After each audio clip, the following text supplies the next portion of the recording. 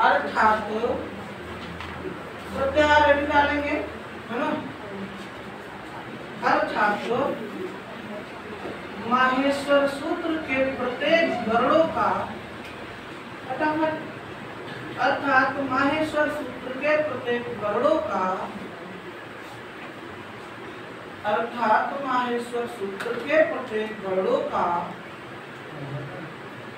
आहरण कर ले जो, अर्थात माहेश्वर सूत्र के प्रत्येक वर्णों का आहरण कर ले जो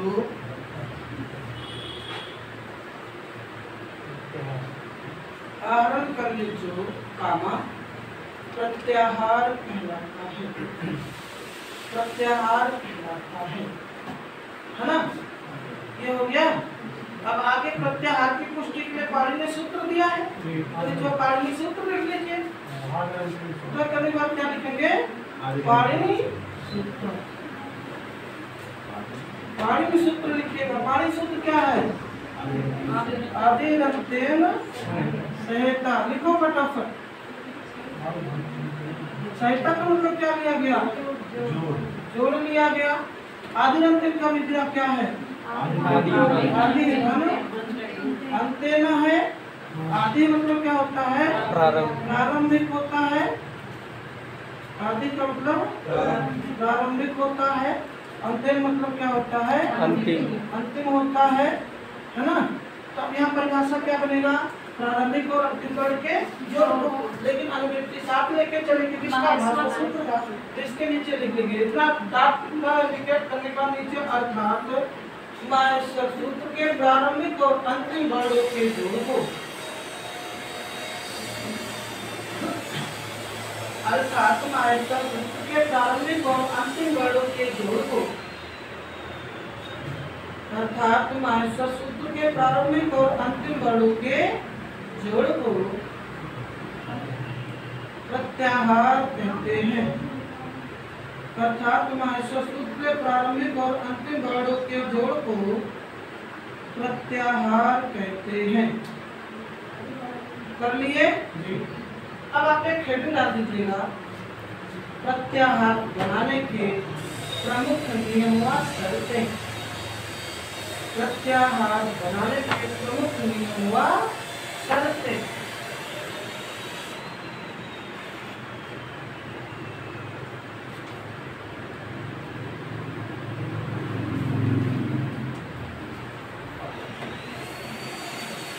प्रत्याहार बनाने के प्रमुख नियम व शर्तें। किससे लिखेंगे? पहले पॉइंट को।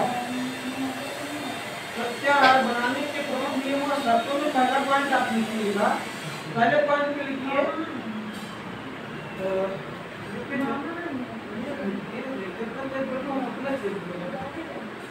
यहाँ पे देखिए, पहले पॉइंट में लिखिए। बोलो जी, बोलो। प्रत्याहार में एक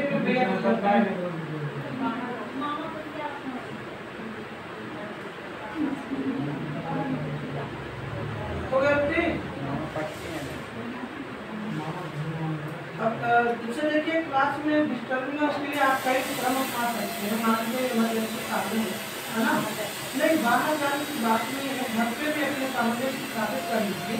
इतने टाइम मेरा क्लास रहेगा तो मैसेज कर दीजिए। आप लिख के भेज दीजिए क्लास में क्या भेजिए, अगला भी लिख के भेजिए, क्या बात है। उसका सुझाव आप लिख के दे सकते हैं ना। बस ना ये काम हो सकता है, व्हाट्सएप में कर दीजिए, बस चैट कर लीजिए। क्या कोई नहीं डिस्टर्ब होगा। आप क्लास के कोई ना लिखिएगा। प्रत्याहार बनाने के लिए नियम शर्तें हो गए।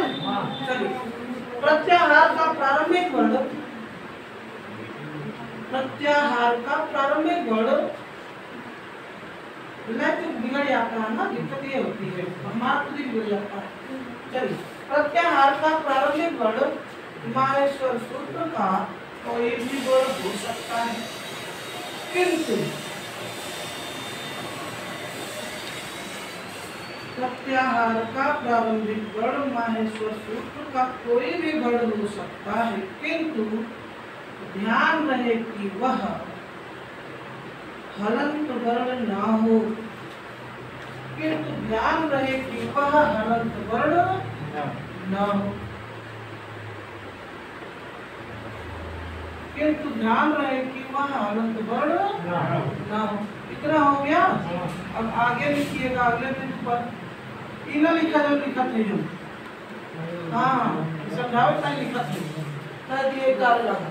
अगला बिंदु लिखिएगा हलंत वर्ण का प्रयोग, यही ना, हलंत वर्ण का प्रयोग। अगले बिंदु पर लिखिए हलंत वर्ण का प्रयोग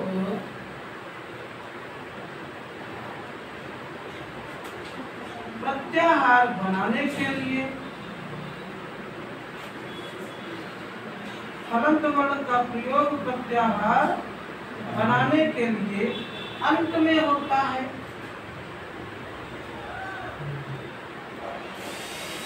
हलंत वर्ण का प्रयोग प्रत्याहार बनाने के लिए अंत में होता है, जबकि उसकी गिनती नहीं होती,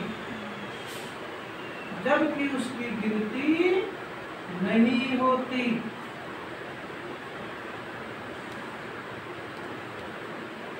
जबकि उसकी गिनती नहीं होती। लिख लिए हलंत वर्ण का प्रयोग प्रत्याहार बनाने के लिए अंत में होता है, जबकि उसकी गिनती। अगला बिंदु पर लिखेंगे, अगले बिंदु पे लिखिएगा प्रत्याहार में वर्णों की गिनती, प्रत्याहार में वर्णों की गिनती प्रारंभिक वर्ण से लेकर हलंत वर्ण की, प्रत्याहार में वर्णों की गिनती कितना लिखी है? प्रारंभिक में लिखी है क्या? अच्छा, प्रारंभिक वर्ण से लेकर हलंत वर्ण के, हलंत वर्ण के पहले वाले वर्ण तक होती है। हलंत वर्ण के पहले वाले वर्ण तक होती कर लिए। हाँ, अब इतना पहले समझ रखती हूँ, तीनों बिंदु आप समझिएगा, क्रमशः समझिए। पहला बिंदु क्या कहता है? प्रत्याहार में, है ना, मास्टर सूत्र का प्रत्याहार बनाने के लिए क्या विशेष, प्रत्याहार का प्रारंभिक वर्ण मास्टर सूत्र का कोई भी वर्ण हो सकता है। ध्यान रहे वो हलंत वर्ण, यानी ये जो 14 हलंत वर्ण दिख रहे हैं आपको अंत में, इन 14 में से कोई भी पहले वर्ण के रूप में इस्तेमाल नहीं होगा। पहले वर्ण के रूप में आ इस्तेमाल हो सकता है, ई, उ, री, ली, ए, ओ, आई, औ, आ, या, वा, र, ला, या, वा, ङ, ड़ा, ना, झ, भ, ग, ढ, ध, ज, ब, ग, ड, ध, मतलब कोई भी हो सकता है। पहला वर्ण कोई भी हो सकता है प्रत्याहार बनाने का, है ना, लेकिन हलंत वर्ण नहीं है। तो हलंत वर्ण रहेगा नहीं तो हमारा प्रत्याहार कैसे बनेगा? उसका भी उपयोगिता बतलाया जाएगा ना। तो अगले बिंदु पे उसी की उपयोगिता बतलाई गई है। हलंत वर्ण का प्रयोग प्रत्याहार बनाने के लिए अंत में किया जाता है। अब जैसे हम पहला वर्ण आने लिए, है ना, अंतिम वर्ण लड़ा लेंगे, तो हमारा ड़ा अंत में रख देंगे ना, केवल प्रत्याहार निर्माण के लिए। आ के साथ ड़ा को जोड़ा, अर्ध प्रत्याहार बन गया। आ के साथ का को जोड़ा, अथा प्रत्याहार हो गया। आ के साथ अंगा को जोड़ा, अंग प्रत्याहार बन गया। आ के साथ चा को जोड़ा, अंत में ले रहे हैं, इसकी गिनती नहीं कर रहे हैं ना। करा गिनती किसकी होगी? करे प्रारंभिक वर्ण, यानी अगर अच्छे है तो प्रत्याहार का प्रारंभिक वर्ण क्या मिला? आ मिला। और इधर चा के पहले वाले वर्ण, चा के हलंत वर्ण की गणना नहीं होती भाई, हलंत वर्ण की गिनती नहीं होती। इस तरह लिखे हो ना, जबकि इसकी गिनती नहीं होती, लिख चुके हो ना। हलंत वर्ण का प्रयोग प्रत्याहार बनाने के अंत में होता है, जबकि इसकी गिनती, तो किसी हलंत वर्ण की गिनती नहीं होना है। अब आज हमें करना है, इसमें कितने वर्ण आएंगे, तो हम यहाँ से गिनना शुरू कर दें। 1 2 3, हलंत वर्ण की गिनती नहीं होनी है। 4 5 6 7 8 कितने वर्ण हो गए इसमें? तो ये आपका क्लियर हो गया। प्रत्याहार बनाना सीख गए, वर्णों की गणना सीख गए, सारी बातें अब इस आधार पे अगर देखा जाए, कह रहा पहला वर्ण कुछ भी हो सकता है ना। अगर पहला वर्ण मान लीजिए आप मान ले, है ना, तो इसके कितने प्रत्याहार बन सकते हैं? 1 2 3 4 5 6 7 8 9 10 11 और 14 कितना 14 है ना। इससे गणना करेंगे तो यहाँ भी 1 2 3 यहाँ भी कितने बन सकते हैं? 14 प्रत्याहार हो सकते हैं। उससे अगर हम प्रारंभिक वर्ण को मान ले, अंतिम वर्ण करें, ये तो बनेगा नहीं, क्योंकि वो वर्ण के बीच में शाब्दिक अर्थ आ जाएगा, बाधित हो रहा है। शाब्दिक अर्थ क्या कहता है?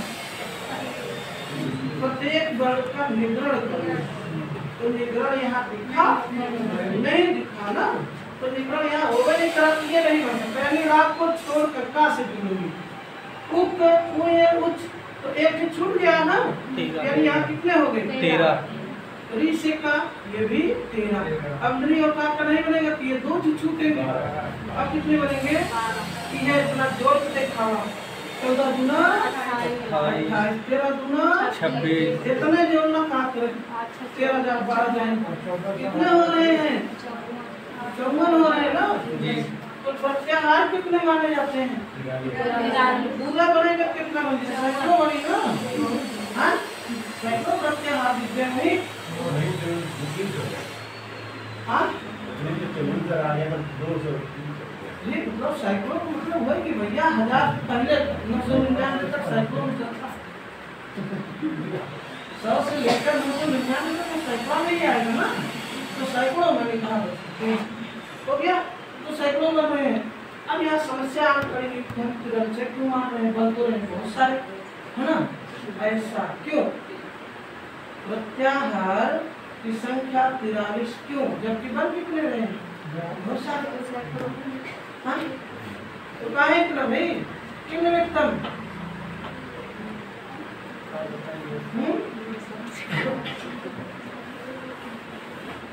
बताइए।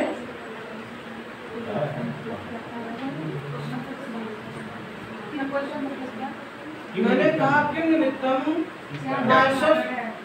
किन निमित्तम है ना। प्रत्याहार प्रत्याहारस्य संख्यायाः 43 भवति।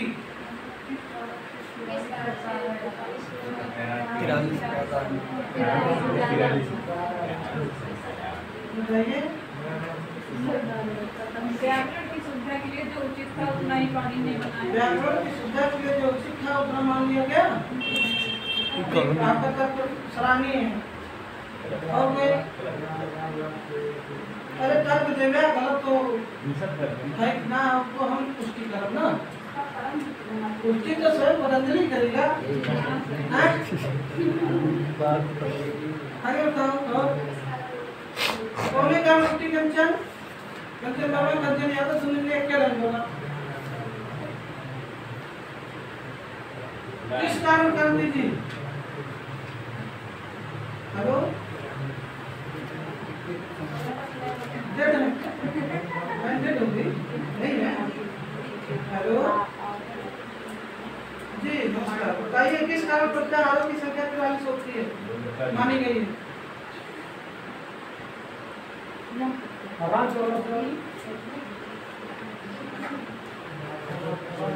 जैसे हमने बताया कि सूत्रों में पहला वर्ग किसी को भी माना जाए तो संपूर्ण प्रत्याहार सैकड़ों बन रहे हैं, तो 42 या 43 ही क्यों माना गया? सैकड़ों क्यों नहीं माना गया?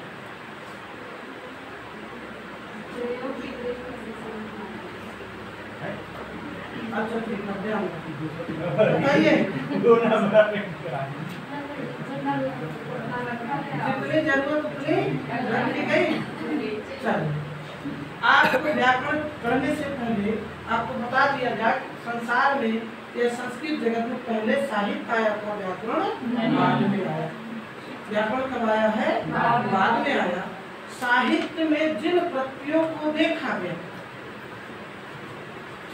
पाणिनि द्वारा बनाए गए जो प्रत्यय थे, जिन प्रत्ययों को साहित्यों में देखा गया उन्हीं को क्या माना गया?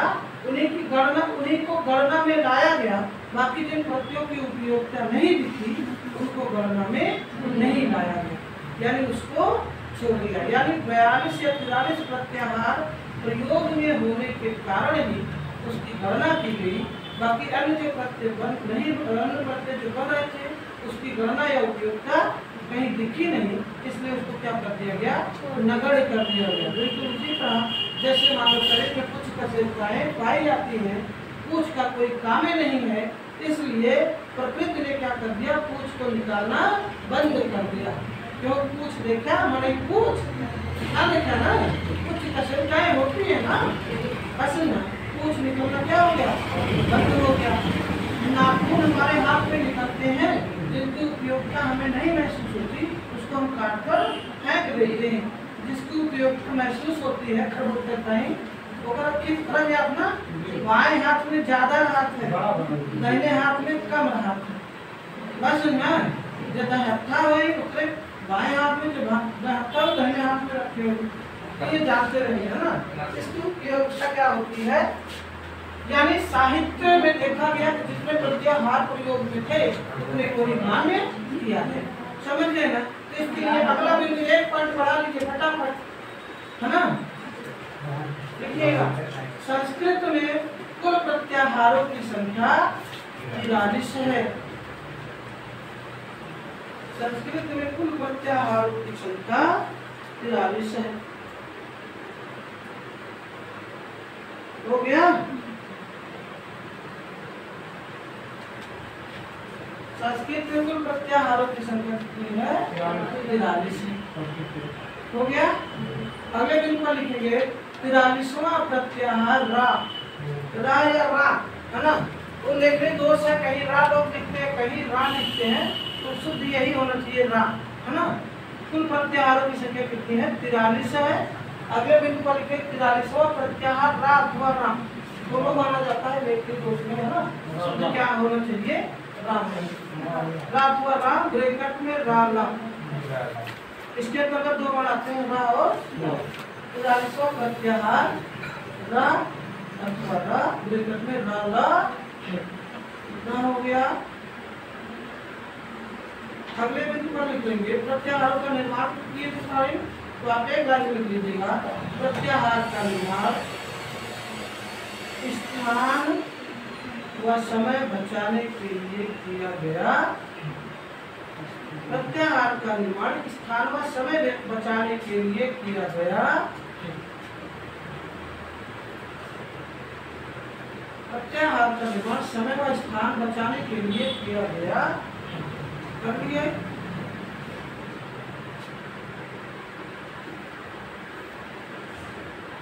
कब मिनट चल गया, दो पार्ट में। अच्छा, प्रत्याहार का निर्माण समय और स्थान बचाने के लिए किया गया, कितना हो गया। अब इतना जानने के बाद आप जानिए आपका प्रत्याहार हमें लगता है बनाने में तो 45वां जो प्रत्याहार है रा या दूसरा अनुनासिक लगा हुआ है, सर ये कैसे बताएंगे, अभी पहले समझिए प्रत्याहार बनाने का विधि, है ना, निर्माण करने का तरीका आप सीखे ना, कोई दिक्कत नहीं इसमें ना। पॉइंट जैसे जैसे पढ़ते जाएंगे सामने महसूस रहेगा, आप सब कुछ कर लेंगे, है ना। अब उसमें जिसकी उपयोगिता महसूस हुई उसी को मान्य किया गया, जिसकी उपयोगिता महसूस नहीं हुई उसको मान्य नहीं किया गया। इसका मतलब हमें प्रत्याहार रखने की जरूरत नहीं है, अगर हमें जरूरत है तो हम खुद ही निर्माण करके उसको रख सकते हैं। यही तो हुआ ना, छोटी कक्षा में क्या किया जाता है, रटाया जाता था ना, बस ना, तो रखने की आवश्यकता अब नहीं है। जिसकी जरूरत है आप खुद ही बना के इसको डाल दो, है ना। समझ लो ये जरूरत है तो इसकी मांग ये प्रत्याहार है, जिसकी जरूरत नहीं है मांग नहीं है वो प्रत्याहार नहीं है। जहाँ से जब आपको चोट लग जाती है बच गई तो आप बोलो तो ये आपका क्या हुआ, सारी बातें इतनी समझ में आ गई, इतनी बातें आ गई समझ में। अब यहाँ समझिए आगे,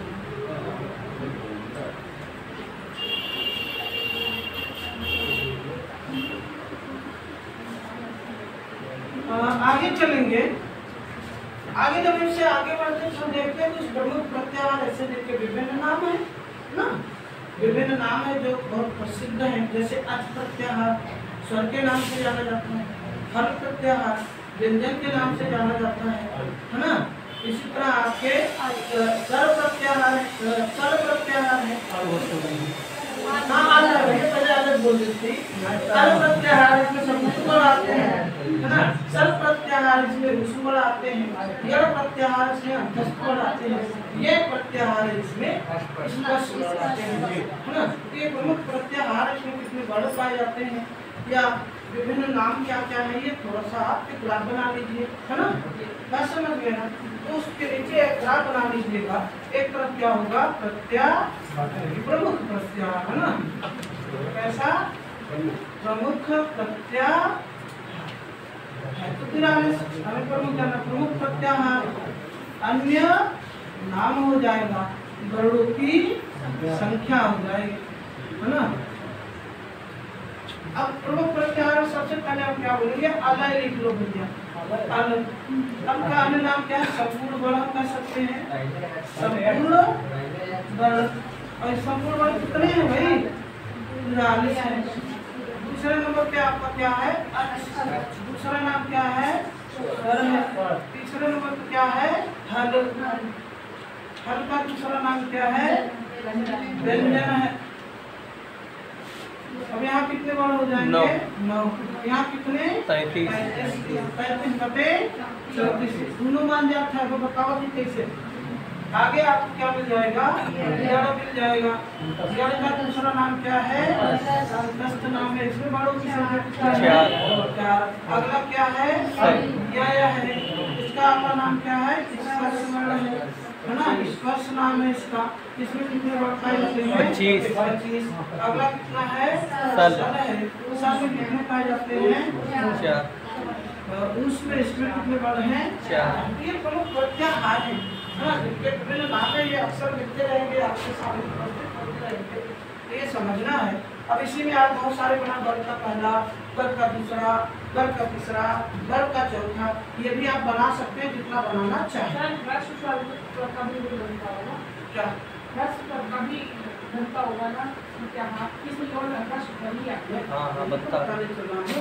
जैसे वर्ग का पहला, वर्ग का दूसरा, वर्ग का तीसरा, वर्ग का चौथा, मुख्य स्वर यानी ह्रस्व स्वर आप प्रत्याहार के अंतर्गत आगे आ, ई, उ, री। अब आप जानिए संस्कृत में दीर्घ स्वर में केवल मिश्रित स्वर की बात की गई है, मुख्य दीर्घ स्वर की बात नहीं की गई।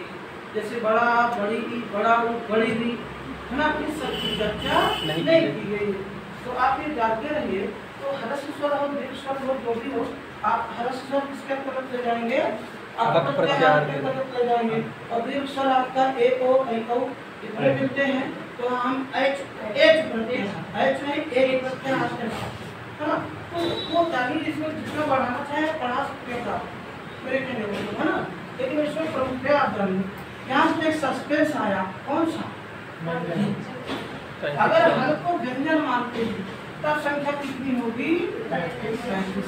अगर कहा जाए हल प्रत्याहार में कितने वर्ण हैं, तब ये कितना माना जाएगा, 34। ध्यान देना ये बात। हल प्रत्याहार कहा जाए, हल प्रत्याहार में वर्ण है। अगर हल और आगे प्रत्याहार जोड़ दिया तब वहाँ 34 कहिएगा, क्योंकि 2 हाथ हैं, एक तो हैवर्ट का हाथ, दूसरा हल का है।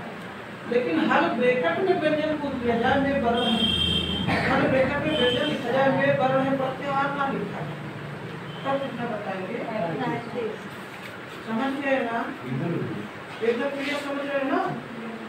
एक क्वेश्चन उठ चुका है पीजीटी में 2013, पीजीटी 2013 में ये बात उठ चुकी है।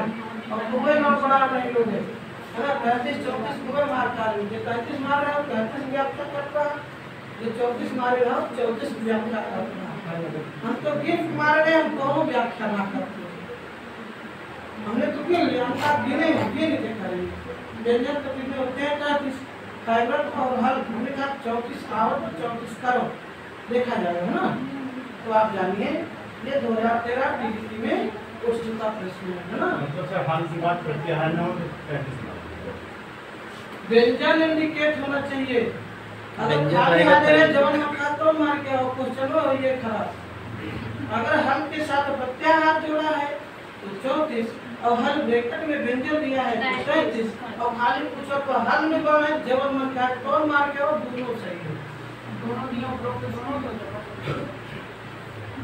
तो क्यों नहीं देगा अब हल को आप क्या समझ के कर रहे हैं व्यंजन समझ के प्रत्याहार समझ वो तो आप सब अगर ये इंडिकेशन नहीं दिया है तो दिक्कत होगी ऑप्शन पे डिपेंड करेगा ना। ऑप्शन दोनों देगा तो आपको क्वेश्चन गलत मान लिया जाएगा या दोनों को सही माना जाए है ना और सही आयो ना माना टीजीटी के गलत मानक है या नाते गलत कह के आया 35 कर दिया जब गलत हो है तो बात पहले से जान रहा हमारा गलत हुआ सही मार कहेगा जब आयो गलत है कचौटी ना तब वो कचौटता है आपका सही क्वेश्चन गलत होता है पूछू ना ये जानते रहिए इतना हो गया। अगर अब यहाँ से देखा जाए मास्टर सूत्र से स्वर व्यंजनों की संख्या कितनी है तो मास्टर सूत्र में स्वर कितने पाए गए 9 और व्यंजन कितने हैं तो हम यहाँ लिख सकते हैं मास्टर सूत्र के अनुसार स्वर व्यंजनों की संख्या कितनी है मास्टर सूत्र के अनुसार स्वर प्लस व्यंजन बराबर 42 स्वर प्लस व्यंजन बराबर 42 हो जाएगा। ये भाषा सूत्र के अनुसार स्वर एवं व्यंजनों की संख्या कितनी है तो आप बताएंगे 42। ठीक है ये आपका प्रत्याहार रहा प्रत्याहार की जो बातें हैं है ना उसकी चर्चा पर चर्चा होगी कल। ठीक और कल चर्चा पर चर्चा कल बोले तो नेक्स्ट डे अगर आप आ सकते हैं है ना आना चाहता आप आ सकते हैं।